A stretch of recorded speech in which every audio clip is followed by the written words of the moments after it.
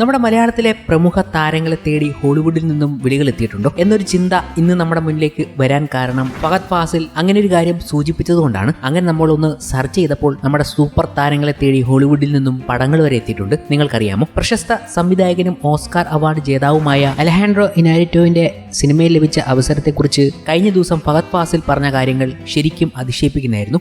പക്ഷേ ആ അവസരം ഒഴിവാക്കാനിടയായ സാഹചര്യത്തെക്കുറിച്ചും സംസാരിക്കുകയാണ് ഫഹദ് ഫാസിൽ. എന്നാലും അങ്ങനെ ഒരു അവസരം കേരളത്തിലെ ഒരു നടനെ തേടി എത്തി എന്നുള്ളതാണ്. അതും ഈ തലമുറയിലെ ബ്രില്യൻ നായകൻ ഫഹദ് ഫാസിലും അപ്പോൾ നമ്മുടെ സൂപ്പർ താരങ്ങളെ തേടി എത്തിയിട്ടുണ്ട്. ഫഹദ് ഫാസിലിന് എന്താണ് ഒഴിവാക്കാനുണ്ടായ സാഹചര്യം എന്നതാണ് കൗതുകമാകുന്നത്. പുതിയ ചിത്രമായ ഓടും കുതിര ചാടും കുതിര എന്ന സിനിമയുടെ പ്രൊമോഷന്റെ ഭാഗമായി നൽകിയ അഭിമുഖത്തിലാണ് ഇതേക്കുറിച്ച് ഫഹദ് ഫാസിൽ തുറന്നു പറഞ്ഞത്. മലയാള സിനിമയിലാണ് തന്റെ ജീവിതത്തിലെ എല്ലാ മാജിക്കും സംഭവിക്കുന്നതെന്നും പുതിയ എന്തെങ്കിലും നേടിയെടുക്കാനായി കേരളത്തിന് പുറത്തേക്ക് പോകണമെന്ന് തനിക്ക് തോന്നിയിട്ടില്ലെന്നും ഫഹദ് ഫാസിൽ പറയുന്നുണ്ട്. അപ്പോഴാണ് ഈ ഹോളിവുഡിന്റെ കാര്യം പൊങ്ങി വന്നത്. വീഡിയോ കോളിൽ ഇനാരിറ്റീവുമായി സംസാരിച്ചു. അദ്ദേഹത്തിന് എന്റെ സംസാരത്തിലെ ആക്സന്റ് ആയിരുന്നു പറ്റാതിരുന്നത്. അത് ശരിയാക്കാൻ അമേരിക്കയിൽ 4 മാസത്തോളം താമസിക്കണമെന്ന് പറഞ്ഞു. ആ സമയത്ത് പേയ്മെന്റ് ഉണ്ടാകില്ല.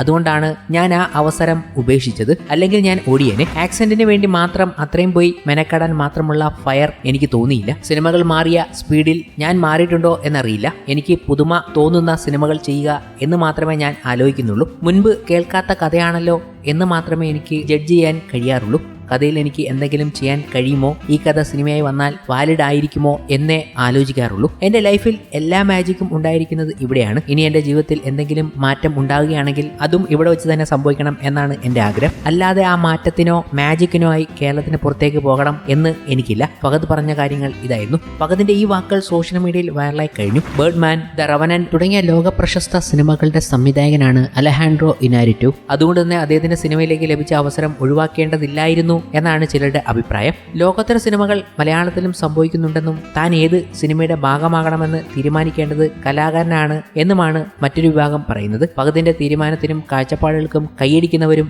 ഏറെയാണ്. അപ്പോഴാണ് കുറെ നാളുകൾക്ക് മുമ്പ് മോഹൻലാലിനെ വെച്ച് ഒരു സംവിധായകൻ ഒരു ഹോളിവുഡ് ചിത്രം പ്രഖ്യാപിച്ചത്. $1 ബില്യൺ രാജ എന്ന ചിത്രം. ഇതായിരുന്നു നമ്മളെ അതിശയിപ്പിച്ച ഒരു കാര്യവും. ഹോളിവുഡിലേക്ക് മോഹൻലാലിനെ കൊണ്ടുവരാനുള്ള ഒരുക്കങ്ങൾ നടന്നിരുന്നു. നയൻ പാത്രെ തിരക്കഥയെഴുതി സംവിധാനം ചെയ്യുന്ന ഒരു ഹോളിവുഡ് ചിത്രത്തിൽ സൂപ്പർ സ്റ്റാർ മോഹൻലാൽ ഒപ്പുവെച്ചതായി റിപ്പോർട്ടുകൾ അന്നുണ്ടായിരുന്നു. $1 ബില്യൺ രാജ എന്ന് പേരിട്ടിരിക്കുന്ന ഈ ചിത്രത്തിൽ സാമ്പത്തിക തട്ടിപ്പിന് അറസ്റ്റിലായ ശ്രീലങ്കൻ ബിസിനസ്സുകാരനായ രാജരത്നം എന്ന കഥാപാത്രത്തെയാണ് മോഹൻലാൽ അവതരിപ്പിക്കാനിരുന്നത്. ലണ്ടൻ, US, ആഫ്രിക്ക എന്നിവിടങ്ങളിലായി ചിത്രീകരിക്കുന്ന ചിത്രമാണിതെന്ന് റിപ്പോർട്ടുകൾ അന്ന് വന്നിരുന്നു. എന്നിരുന്നാലും ഈ റിപ്പോർട്ടുകൾക്ക് ശേഷം ഈ ചിത്രത്തെക്കുറിച്ചുള്ള കൂടുതൽ വിവരങ്ങളൊന്നും അന്ന് പുറത്തു വന്നില്ല. എല്ലാവരെയും അതിശയിപ്പിച്ച ഒരു വാർത്ത തന്നെയായിരുന്നു ഇത്. 2014 മോഹൻലാലിനെ ഇങ്ങനെയൊരു ചിത്രത്തിലൂടെ ബോളിവുഡിൽ എത്തിക്കാനുള്ള ഒരുക്കങ്ങൾ നടന്നത്. ഇതിൽ മോഹൻലാൽ ഒഫീഷ്യൽ കൺഫേം ആയോ എന്ന വിവരങ്ങൾ പോലും പിന്നീട് വന്നിരുന്നില്ലായിരുന്നു. പക്ഷേ നയൻ പാഡ്രോ ഈ ചിത്രം അനൗൺസ് ചെയ്യുകയും ചെയ്തിരുന്നു. അതിൽ നായകൻ ആരാണെന്നുള്ള വ്യക്തത ഇല്ലായിരുന്നു. അദ്ദേഹം when Harry tries to marry എന്നൊരു ചിത്രം ഹോളിവുഡിൽ റിലീസ് ചെയ്യുകയും ചെയ്തിരുന്നു. അതിനുശേഷമാണ് അദ്ദേഹത്തിന്റെ ഏറ്റവും പുതിയ ചിത്രം